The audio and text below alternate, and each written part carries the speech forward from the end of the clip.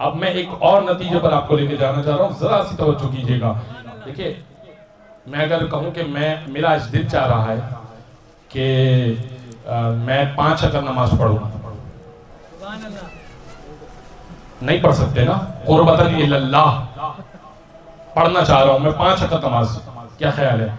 अल्लाह की इबादत ही कर रहा हूँ, पढ़ सकता हूँ नहीं पढ़ सकता हूँ? नहीं पढ़ सकता। क्यों? हुक्म खुदा नहीं है।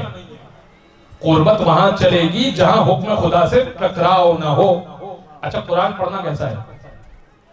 अच्छा काम है, सवाब का काम है।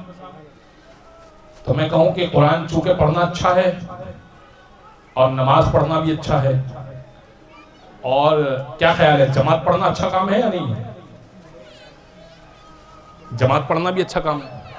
तो मैं कहूं कि चूंकि नमाज पढ़ना भी अच्छा काम है और जमात पढ़ना भी अच्छा काम है और कुरान पढ़ना भी अच्छा काम है, तो एक साथ मिला देते हैं और रमजान में पढ़े तो क्या ही खूबसूरती है।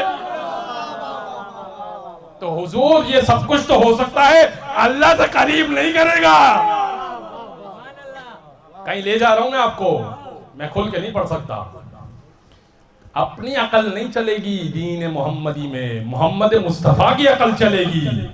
14 की अकल का नाम दीन है।